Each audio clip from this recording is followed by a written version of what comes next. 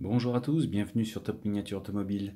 Changement de style complet, changement d'ambiance, changement de décor, puisqu'on se retrouve avec une voiture de 2009, à savoir la Lola Aston Martin LMP1, Le Mans 2009, chez Norev au 1.18.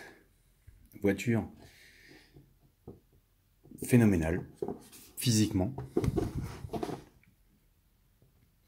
Et voitures aussi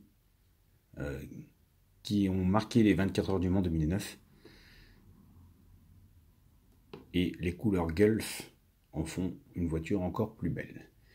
Donc on va détailler ça. Donc c'est une voiture qui est sortie chez Norev suite donc, aux 24 heures du Mans de 2009. Et on va détailler ça ensemble.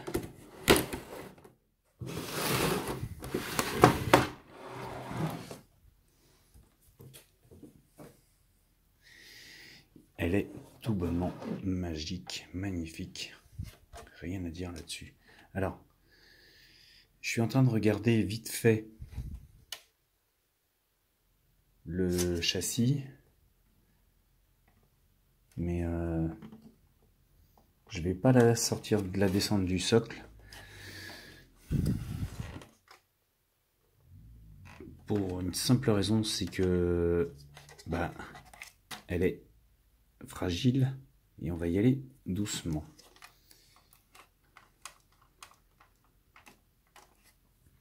Voilà. Alors, la Lola Aston Martin LMP1, très jolie voiture. Je vous donnerai pas les détails techniques de la voiture parce que je les ai pas, tout simplement. Mais physiquement, c'est une voiture qui m'a marqué. Elle est splendide. Je ne saurais pas vous dire, je ne m'en rappelle plus honnêtement, où je me la suis procurée. Tout ce que je sais, c'est que elle est magnifique. Et je comprends pourquoi je me la suis procurée. Voilà. Les lignes sont superbes, elle est énorme, aussi bien physiquement que par sa réputation. C'est une très jolie voiture, dans tous les sens du terme. Alors par contre, comme on est sur du 1.18 Le Mans, je pense que c'est volontaire de la part de Norev de ne pas avoir fait d'ouvrant sur cette voiture, ni que ce soit au niveau cockpit, comme au niveau moteur, capot moteur. Donc, on a une voiture juste physiquement très belle. On ne vous donnera pas les détails puisqu'il n'y en a pas. Mais voilà, le peu que je peux vous montrer, je vais vous le montrer. En tout cas. Et là, on est donc sur un arrière phénoménal. Avec les feux arrière, les crochets de remorquage ici, un extracteur d'air puissant qui a fait ses preuves. Un gros aileron carbone magnifique. Les jantes avec les pneus Michelin. Les jantes type BBS. Splendide. La ligne est très fluide sur cette voiture. Norev aurait pu, je dis bien aurait pu, ça ne gâche rien sur le détail, faire des vrais ouïes d'aération sur les pneus, sur les roues avant. Ça aurait été un petit peu plus réaliste, à mon sens. C'est pas un détail qui choque, mais n'ayant pas déjà d'ouvrant à ce niveau-là, c'est peut-être pour ma part un petit détail qui aurait pu être éventuellement mis. On a donc les 3 antennes sur le toit, le remplissage d'essence, les détails quand même s'ils ne s'ouvrent pas, on a les ouvertures des capots, des carrosseries, tout est présent. La grosse lame avant avec les feux typiques, le crochet de remorquage à l'avant et l'antenne sur le capot.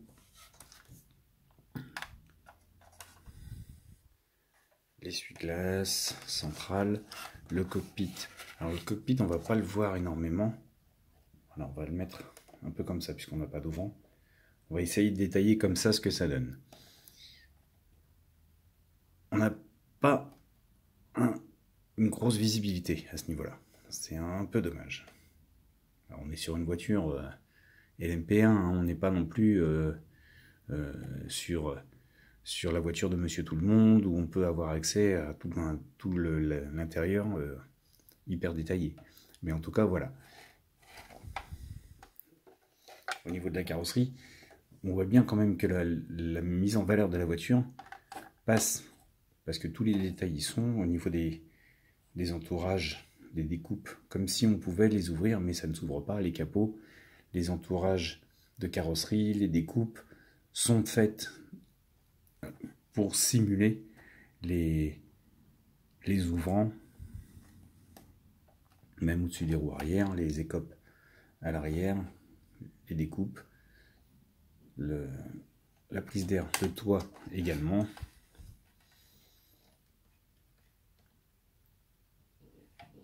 Il n'y a rien à dire. Alors je me rappelle plus trop de l'historique de cette voiture, je me rappelle plus non plus pourquoi elle portait le 007.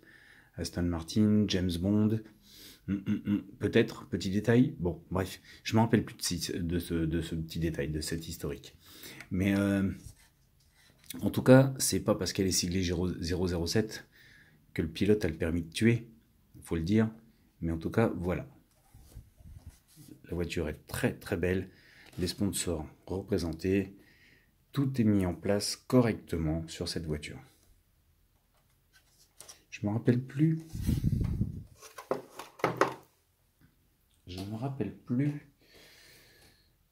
Ben non. Et je pourrais pas vous le dire. Non, il n'y a pas dessus. Le prix, je me rappelle plus. C'est pas marqué sur la boîte. Je ne sais plus combien elle m'avait coûté. Voilà. En tout cas, c'est une voiture qui reste facile à se procurer. On en trouve à tous les prix. Alors selon ce qu'on veut, soit on est patient, soit on l'est moins, mais en tout cas, on arrive à la trouver.